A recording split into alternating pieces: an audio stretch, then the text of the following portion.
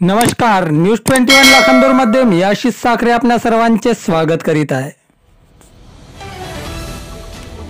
चपराडच्या अक्षय ढोरेला राज्यपालांच्या हस्ते पदवी प्रदान। चपराडचा अक्षय ढोरे ठरला सुवर्ण पदकाचा मानकरी। महाराष्ट्र पशु व मत्स्य विज्ञान विद्यापीठ नागपूरचा पदवी प्रदान समारंभ आज दिनांक 13 फेब्रुवारी रोजी डॉक्टर वसंतराव देशपांडे स्मृती सभागृह नागपूर येथे पार पडला असून लाखांदूर तालुक्यातील चपराड गावातील अक्षय सोपान ढोरे ह्या विद्यार्थ्यास राज्याचे राज्यपाल रमेश बैस यांच्या अध्यक्षतेखाली पशुसंवर्धन व महसूल मंत्री राधाकृष्ण विखे पाटील यांच्या हस्ते माजी मुख्यमंत्री वसंतराव नाईक व नारायणदास बजाज स्मृती सुवर्ण पदकाने सन्मानित करण्यात आले आहे।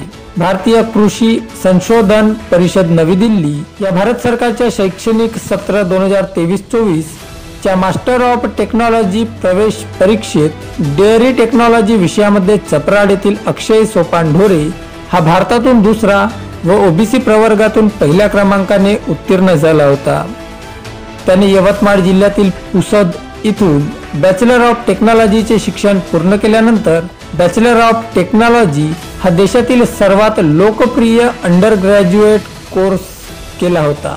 बॅचलर ऑफ टेक्नॉलॉजीचे शिक्षण केल्यानंतर त्याला पुढील एमटेकचे शिक्षण डेअरी रिसर्च इन्स्टिट्यूट हरियाणा येथे करायचे असल्याने त्याने भारतीय कृषी संशोधन परिषद नवी दिल्ली या भारत सरकारच्या सन 2023-24 ची परीक्षा दिली होती। या परीक्षेच्या निकालात अक्षयने 320 गुण घेऊन उत्तीर्ण झाला होता। देशात दुसरा तर ओबीसी प्रवर्गातून पहिला देखील ठरला होता। दरम्यान सद्यस्थितीत तो हरियाणा राज्यातील कर्नाल येथे नॅशनल डेअरी रिसर्च इन्स्टिट्यूट येथे एमटेकचे शिक्षण घेत असून त्याने संपादन केलेल्या यशाची दखल घेऊन माजी मुख्यमंत्री वसंतराव नाईक व नारायणदास बजाज स्मृती सुवर्ण पदकाने सन्मानित करण्यात आले आहे।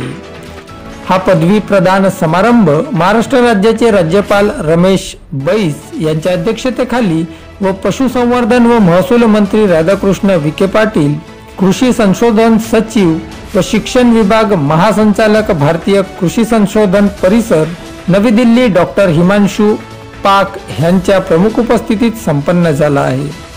अक्षय सोपान ढोरे यांनी आपल्या यशाचे श्रेय वडील सोपान ढोरे, आई सुनीता ढोरे व त्याचे संपूर्ण मार्गदर्शक शिक्षकांना दिले आहे।